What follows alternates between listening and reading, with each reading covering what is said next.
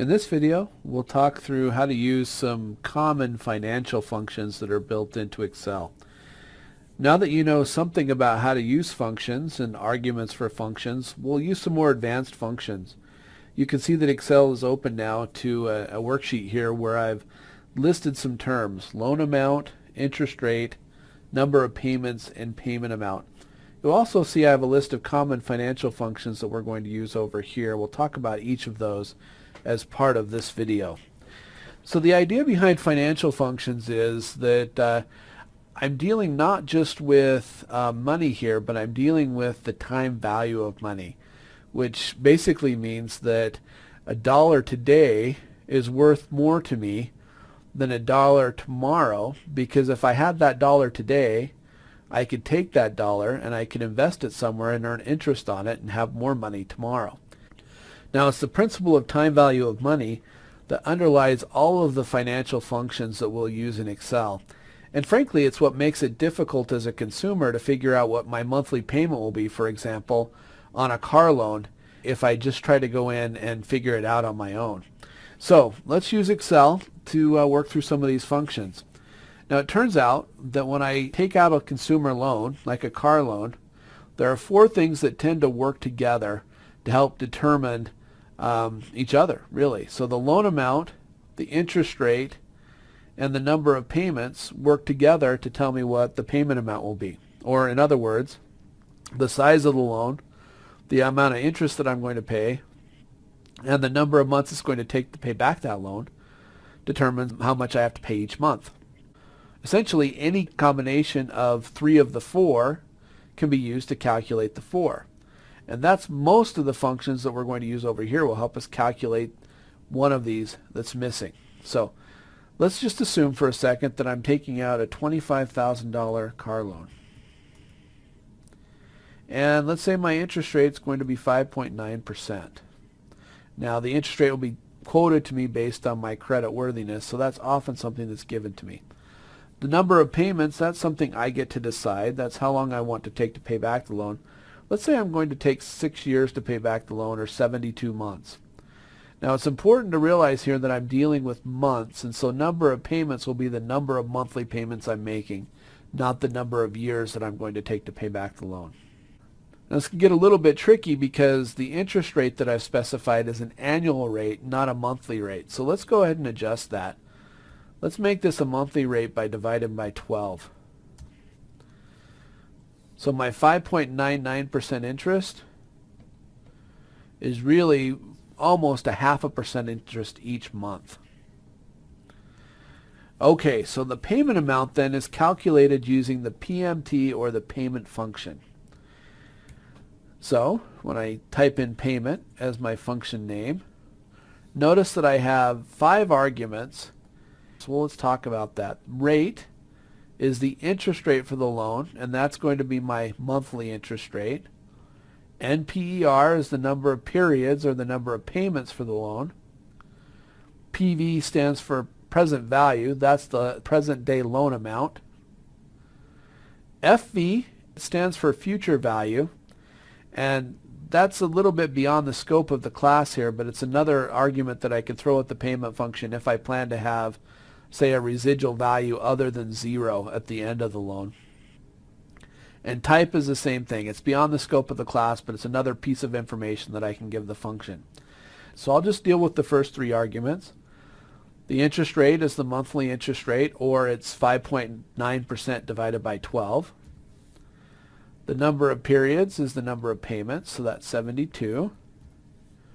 And the present value, that's the loan amount. So now that I've referenced those 3 values here, I can hit enter.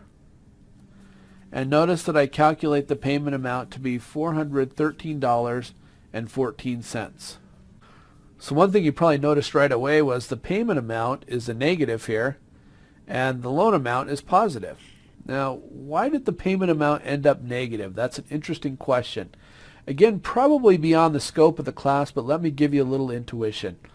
The loan amount is really a positive to me. It's money that comes to me from the bank that I can use to pay for the car. The payment amount is a negative to me, or it's the money that I pay every month to pay off the loan. So you'll notice that there's really an opposite direction here for the flow of money. The loan comes to me, the payment goes from me to the bank. That opposite relationship means that I'll always have an opposite sign for the loan amount and the payment amount. That's just how it works. So let's go ahead and look at the present value function. The present value function is used to calculate the loan amount. So when I type in present value as my function name, notice I have 5 arguments again. Rate, that's the monthly rate. Number of periods, that's the number of payments. My payment amount, and then I also have future value and type again, and I'm going to ignore those this time around as well. So present value, interest rate, monthly rate, number of payments, and I'm going to reference my calculation on the payment amount here, and I should end up with $25,000 as my present value, which is really the loan amount that I'm interested in, or the amount of money that I'm earning today. Future value on our list over here. Future value tells me that if I were to save a certain amount of money every month for a certain number of months at a certain interest rate, how much would that money be worth to me at the end? So it's kind of the opposite way of looking at the present value, which is the loan amount I'm taking out today. The future value is how much I could save over time. So we'll use the future value function here to figure out if I were to save my payment amount every month for 72 months and earn 5.9% interest on it annually, how much could I save for those 6 years? So I'll enter FV as my function, have the same set of arguments, so I have the monthly interest rate, number of months I'm going to save the money, and my payment amount. We're going to ignore the PV and the type arguments again. When I hit enter, notice that if I were to save $413.14 a month for 6 years and earn 5.9% on that money every month, that I would save $35,588 at the end of the 6 years. I would have that much in my savings account.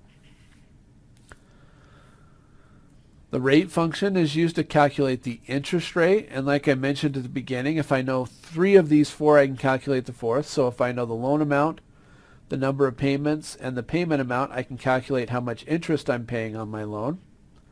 So let's go ahead and calculate it. I'll use the rate function. Number of periods is number of payments. Payment amount is the payment amount. Present value is the loan amount.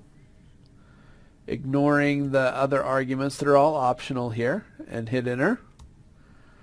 Notice it comes out with 0%. Of course, I need to show a little bit more precision in order to see that my monthly interest rate calculated here is the same as my monthly interest rate from above.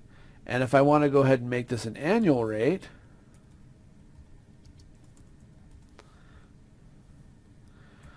I can take my monthly interest rate and multiply by 12 to see what the annual rate is on that loan. And as you can see, it's the same 5.9% that I started with. In the next video, we will talk about the effect financial function.